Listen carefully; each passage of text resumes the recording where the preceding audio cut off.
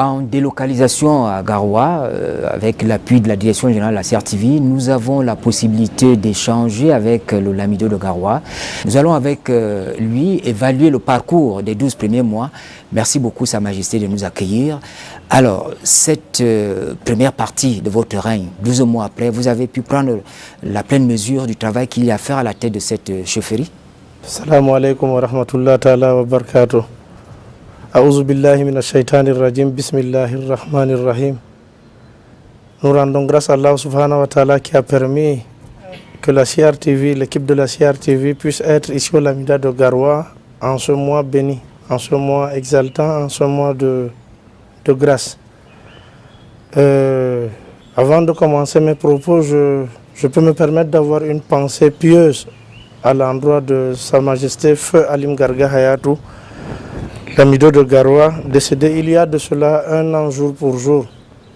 Alors j'avais dit que j'allais porter une attention particulière dans le domaine de la religion, dans le domaine de la tradition et surtout par rapport aux fils et filles de Garoua.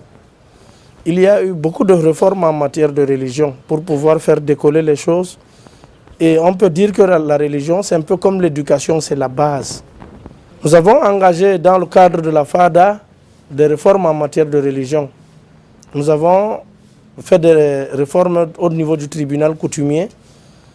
Il n'y a pas un seul juge maintenant au niveau du tribunal coutumier. Il y a encore des avocats. Il y a des juges et il y a des avocats qui sont en vue parce qu'ils sont en train d'être formés.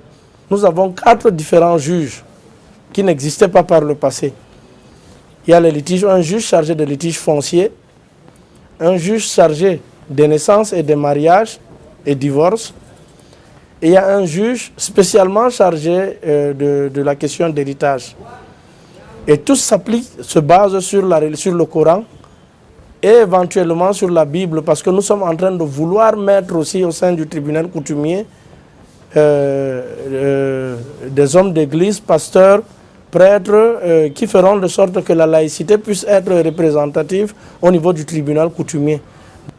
Et voilà c'est ce que vous mettiez dans la modernisation de la chefferie, parce que vous disiez dans 4 ans, ça devra changer de Nous sommes en train de prendre le cap. Nous avons décollé. Nous avons décollé parce que rien qu'à voir la forme aujourd'hui du tribunal coutumier, il y a à comprendre déjà que nous avons décollé. C'est ce que nous appelons sensiblement l'islam au cercle de lumière. Parmi toutes ces réformes en matière de religion, il y a l'une des plus grandes réformes qui a été faite par rapport au Conseil consultatif islamique. Elle n'existait pas. Le Conseil consultatif islamique traite de la question de l'islam au niveau de la communauté de Garoua. Ça veut dire quoi? Ça veut dire qu'elle est indépendante. Le Lamido consulte le Conseil consultatif islamique avant de prendre toute décision en matière de religion. Elle est composée de 12 érudits. 12 grands érudits que nous appelons les maudits, bien calés, qui ont des savoirs qui permettent de traiter de la question religieuse. Sa Majesté, au moment où vous devez le vivre, les replis identitaires créent beaucoup de problèmes dans notre pays. Chacun veut se retrouver dans sa communauté et par conséquent, on se rejette de plus en plus. Vous avez dit que vous alliez mettre un accent particulier sur la communion, le vivre ensemble. Est-ce qu'il y a déjà des actes qui sont posés dans ce sens-là? À Garoua, il y a beaucoup de communautés. Est-ce qu'on peut penser que tout ce monde-là se retrouve dans la chefferie? Aujourd'hui, à Garoua, les gens doivent savoir que nous sommes tous les citoyens du monde. C'est ce que le président de la République, son Excellence Paul Biya, nous demande d'être pour prôner le vivre ensemble. Nous épousons le concept de vivre ensemble. Personne ne se plaint. Lorsqu'il y a une activité culturelle, vous verrez que ce n'est pas seulement les Peuls ou les Fali qui ont été les premiers habitants de Garoua. Non. Ou bien pour dire les Ilaga ou les Olarbe ou les Kilba, non du tout. Nous nous retrouvons tous ensemble pour faire la fête. D'ailleurs, au niveau de notre organisation traditionnelle, nous avons le dernier vendredi du mois pour des festivités traditionnelles. Et nous faisons l'effort de rassembler toutes les ethnies lors des festivités culturelles pour qu'on se retrouve tous. Et lorsque nous partageons le repas, nous retrouvons le ndomba de poisson, le ndomba de silure, nous retrouvons le boko, nous retrouvons le kwem, nous retrouvons le sanga. Lorsqu'il faut se lever pour danser, bien qu'il y ait des restrictions, vous allez voir, nos sœurs de l'extrême nord, avec leur tradition, elles viennent danser avec nous. Et aujourd'hui, le peuple peut esquisser des pas de danse Fali. Il peut esquisser des pas de danse arabe choix. Ne soyez pas étonnés de voir que d'ici un ou 2 ans, le peuple peut danser la siko. On pourra le comprendre facilement, Sa Majesté. On peut le Tout ça rentre dans le vivre ensemble. Sa Majesté, vous êtes un chef spirituel, mais en même temps, vous êtes aussi un auxiliaire de l'administration. Quels sont vos rapports avec l'administration publique locale? Tout ce que je fais, je rends compte à l'administration avant de le faire. Et à chaque fois que j'ai une information, je la partage avec l'administration. Je m'inscris dans le je veux de l'administration. À 39 ans, vous êtes l'Amido à Garoua. Ce n'est pas donné. Pour les jeunes, ils vous regardent avec beaucoup de respect. Ils se disent, ah ben tiens, à cet âge-là, on peut aussi aller. Dans votre cours, il n'y a pas un problème de conflit de génération. Vous avez autour de vous des notables qui ont un certain âge, qui ont une vision pas forcément que vous partagez. Je souhaiterais répondre à cette question sous 2 angles. Je ne sais pas pourquoi est-ce que les gens sont surpris de dire que voilà, à 38 ans, il fait un jeune monarque, il fait tout. Son Excellence Paul Biya, son Excellence le Président de la République Paul Biya, a mis le mécanisme qui permet de comprendre qu'on peut faire confiance à la jeunesse. Aujourd'hui, le directeur de l'ENAM, c'est ma génération. Pourquoi vous êtes surpris de retrouver un Lamido de Garoua qui a l'âge du directeur de l'ENAM? Peut-être qu'on voit la différence entre le Lamido et le directeur général. Il n'y a pas de différence parce que je peux vous assurer, à l'ENAM, on forme les fonctionnaires de l'État. C'est encore plus stratégique à ce niveau. Ici, ce n'est pas stratégique. Et le deuxième empan de cette réponse m'amène à vous faire comprendre que vous voyez ces notables-là. Ils nous ont vus grandir. Ils ne désignent pas un prince qui devient l'Amido au hasard. Ils connaissent la moralité, ils connaissent la mentalité, ils ont l'argument de leur choix. Pas pour dire que j'étais le meilleur des princes, mais j'ai été élu quand même avec un suffrage de 7 voix sur 12. Je ne sais pas si on se comprend. Alors, le vieil adage dit une personne vous crache dessus, vous vous mouillez pas. Mais quand plusieurs personnes vous crachent dessus, vous vous mouillez. Cette personne ne peuvent pas faire une erreur de choix. Vos premiers mois de règne commencent par un qui a failli ternir l'image de cette chaufferie qui est très respectée au Cameroun. Oui, au niveau de la justice, on nous dit les enquêtes se poursuivent, mais à votre niveau, est-ce qu'on peut savoir ce qui s'est passé? Moi, j'ai la chance d'être avec vous. Alors, tout ce que moi je peux vous dire, c'est quoi? C'est-à-dire, il ne peut pas exister ce type de règne-là sans épreuve. Moi, j'appelle ça une épreuve en tant que monarque. J'appelle ça une épreuve. Et si vous voulez que je vous dise en d'autres termes, je le dis sans ciseler le verbe, il s'agit d'une cabale. Mais je ne peux pas me permettre de vous dire quels sont les auteurs. On ne peut pas vouloir faire du mal à son propre fils. Parce que quand on dit le fils de ma soeur, c'est mon fils.